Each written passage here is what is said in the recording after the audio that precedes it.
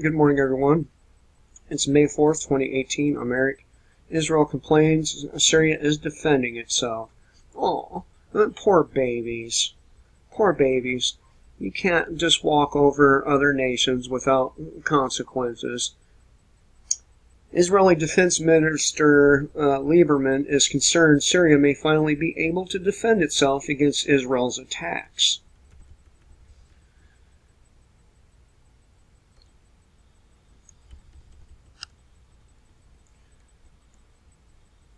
Israel warns that it will respond if Syria uses S-300 systems. Israeli Defense Minister Avigdor Lieberman has warned that Israel will react forcefully to any Syrian attack using the Russian-made S-300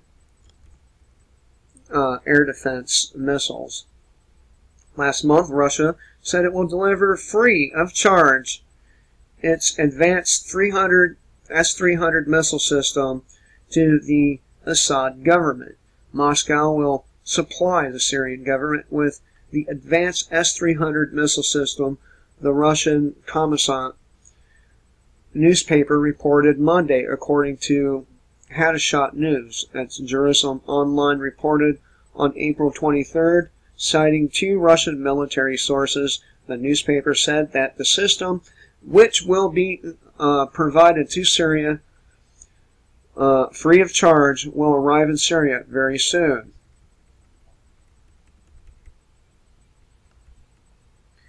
The Russians warned that Israelis will suffer catastrophic consequences if they attack the defense system. This elicited Lieberman's response. If the system targets our planes, we will certainly respond, he told Kommersant.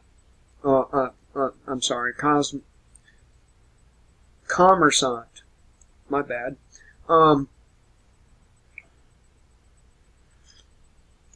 Fucking tea is hot.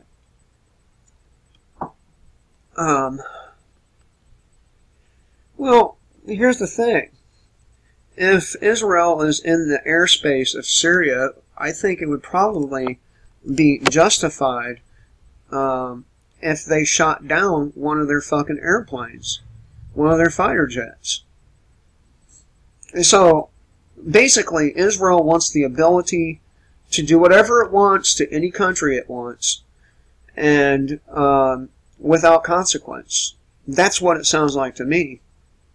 You fly into somebody's airspace, another nation's airspace, the only logical thing to happen is your plane to get shot down, unless, of course, you are allies with that nation. But for Israel to expect Syria to stand by and let them bomb targets inside Syrian space is unreasonable. And that's the nature of a Jew, right there.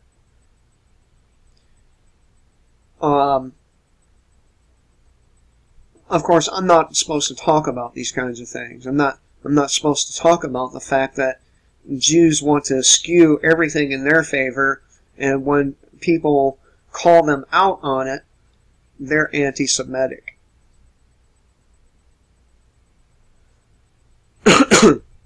No, people just do not want to be ruled by other people, especially ones with a open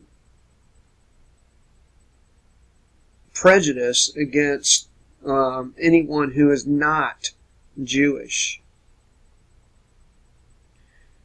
So, Russians warned that Israel will suffer catastrophic consequences. We have normal relations with Russia, and we are taking into account its interests. We hope that Russia will consider our interests here in the Middle East, he added. You mean you want to be able to bomb other countries without consequence? Israel's primary interest in the Middle East is overthrowing the Assad government, getting rid of Hezbollah in Lebanon, continuing its ethnic cleansing of Palestinians, and attacking imaginary nuclear weapons facilities in Iran while maintaining its own unacknowledged nuclear weapons stockpile. And, you know, it's okay for Israel to hide what they have, but God damn it, fucking Iran can't, Syria can't. They cannot have these fucking weapons of mass destruction. Pulitzer Prize-winning journalist Seymour Hersh wrote a book about Israel's nuclear arsenal. The Samson Option, Israel's Nuclear Arsenal and American Foreign Policy. Published in 1991, the book documents how Israel lied about developing nuclear weapons, stole reconnaissance intelligence from a secret U.S. satellite and used that data to target the Soviet Union, tricked U.S. nuclear inspectors, and threatened Henry Kissinger and Richard Nixon with the use of nuclear weapons on the third day of the 1973 Yom Kippur War, successfully blackmailing the White House to airlift much-needed supplies. It will be interesting to see how successful Israel will be against the S-300 missile system. It will need stealth aircraft like F-22 Raptor to defeat this highly competent missile system.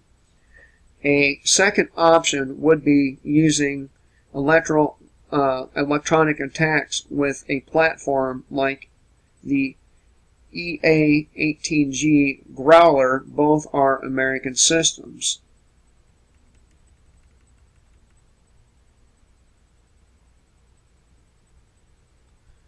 If both Syria and Iran are protected by S-300 and eventually the S-400 systems, will Israel play the Samson card? As crazy as things are now, it certainly isn't out of the question. So, I'm going to go ahead and continue to the next one. It kind of applies here. Alright, Syria and Iran prove there's no chance for North Korean peace. This one's from shtfplan.com, originally posted by Brandon Smith at thealtmarket.com.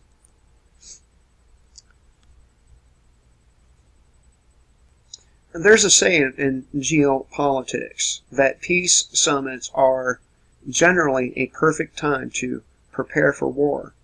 This thinking stems from the military philosophy of Sun Tzu, who believed that when a nation is weak, it is important to appear strong, and when a nation is at its most dangerous, it is important to appear weak or diplomatic. Sun Tzu also often praised the virtues of distraction and sleight of hand, not only in war, but in politics as well.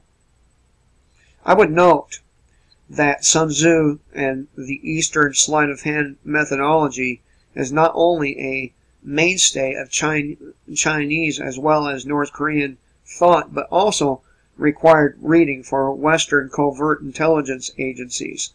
It is important to fully understand this methodology when examining East versus West paradigm, because almost everything you see and hear when it comes to relations with countries like China and North Korea is theater. Their governments have hidden schemes, our governments have hidden schemes, and the globalists manipulating both sides have plans that trump everything else.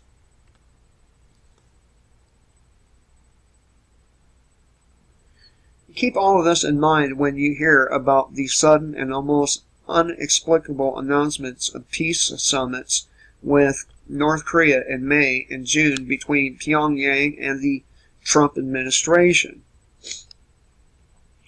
Look at the scenario purely from the perspective of a political motive. If it's difficult to discern why Trump has been so obsessed with North Korea since he first entered office, North Korea has always had nuclear capability as well as the ability to deploy those nukes in one way or another against the U.S. North Korea has always been involved in further nuclear testing and missile testing. The idea that such testing today is somehow a violation of arbitrary international standards and etiquette is absurd. Almost every nation in the world is engaged in military expansion and development. Then again, if one only looks at service rhetoric and policy, it is difficult to discern why the Trump White House is equally obsessed with Syria and the Assad regime. One of the primary driving forces behind the Trump election campaign was the idea that this was a candidate that would break from establishment elites in the tradition of perpetual war. Trump's criticism of past presidents and their handling of Iraq and the Middle East was supposed to represent a sea change in American policies of aggression. Instead, his cabinet is now laced with cancers of neoconservative war hawks.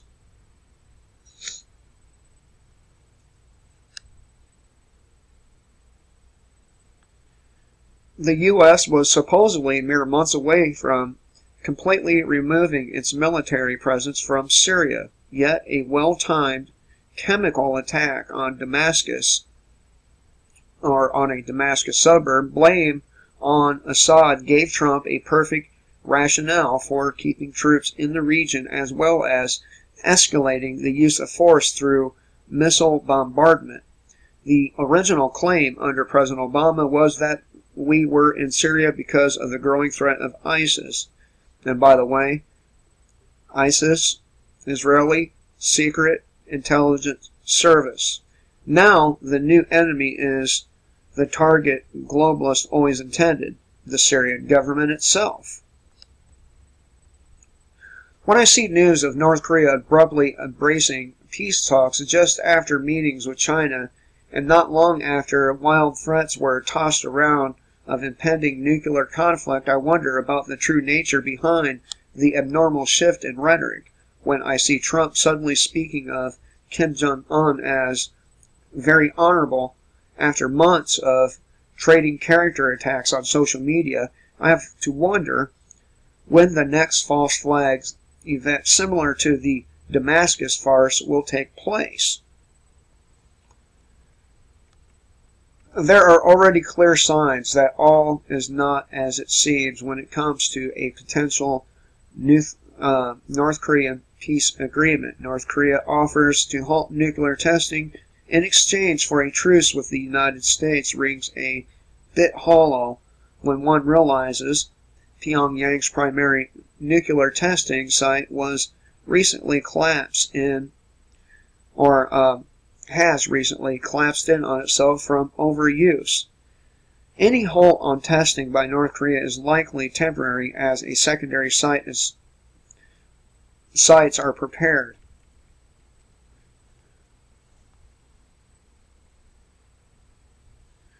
It should also come as no surprise that North Korea is willing to enter into diplomatic talks only months after achieving successful tests on their first ICBMs capable of reaching the eastern seaboard of the U.S. Again, as Sun Tzu taught, when you are most dangerous, it is important to appear weak to your enemies.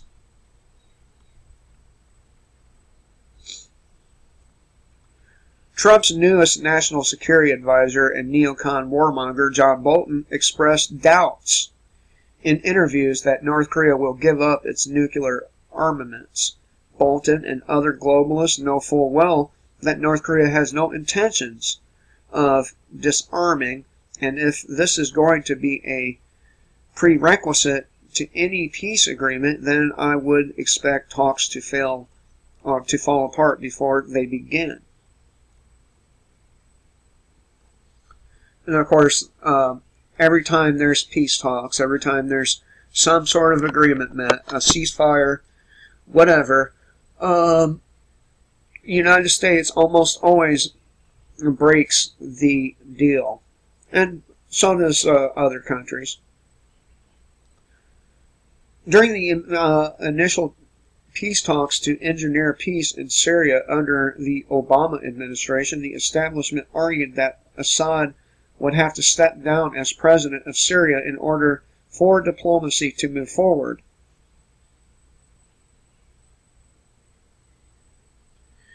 Of course, as noted above, Western covert agencies created ISIS out of thin air, just as they created the Syrian civil war out of thin air.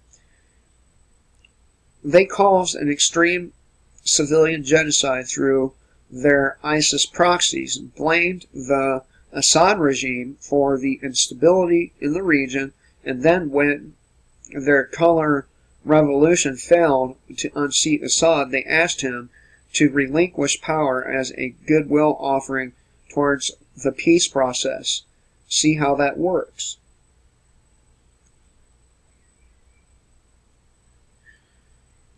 Globalists knew Assad was never going to step down. Why should he, when he knows that this was the goal behind the creation of ISIS from the very beginning? And so, Syria remains a useful point of chaos in the globalist arsenal, as a large war is an ever-present possibility. It is a perpetual powder keg, and could be set off any time the globalists choose.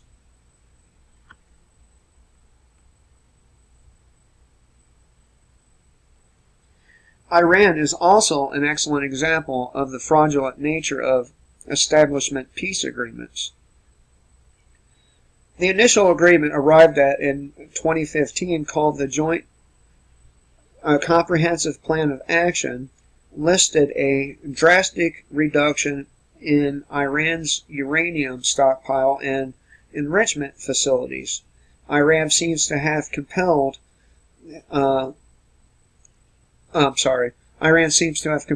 with this request according to initial reports, and has complied with the IAEA request. I said complied.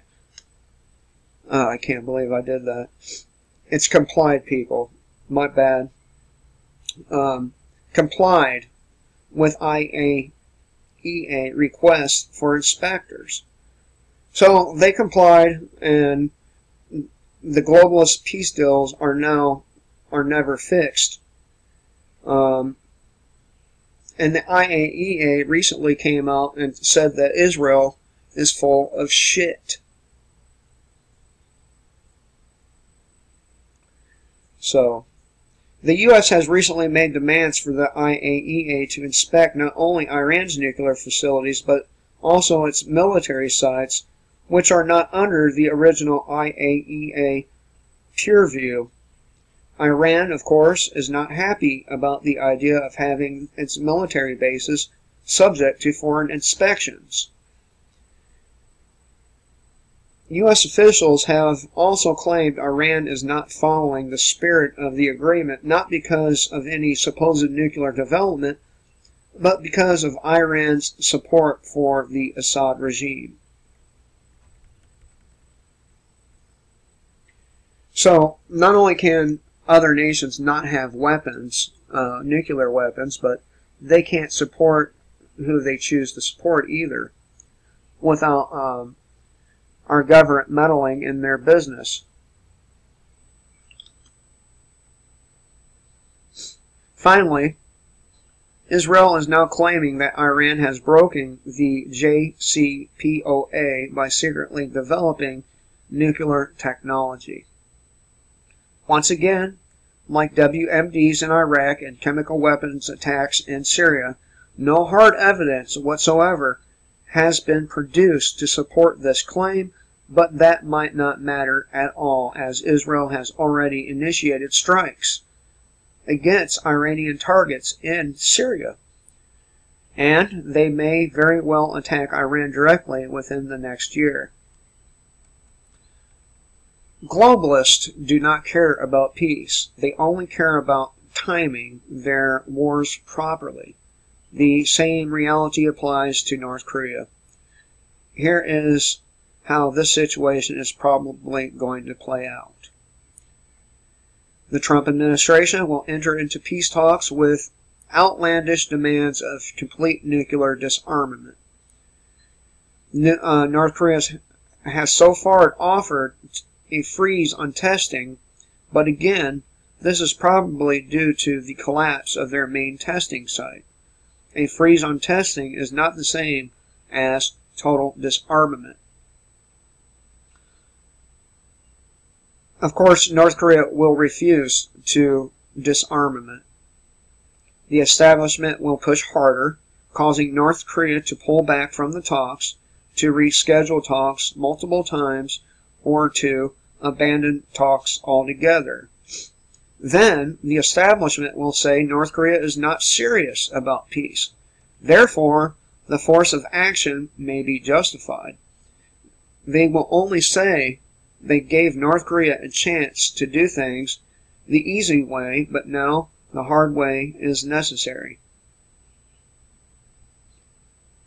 North Korea missile tests will continue, and new nuke facilities will open. Trump will call for the kinetic termination of such sites. So, if you want to see the rest of this, I'll leave a link in the description box. And, it's a pretty good, a reasonable way to look at things, I think. If they are using Sun Tzu's techniques, his advice, then what Brandon Smith wrote here makes total sense. Now, I've read The Art of War several times, so I'm very familiar with it, and I understand it. Anyway, I hope everyone has a great day. Remember, kill the state before the state kills you.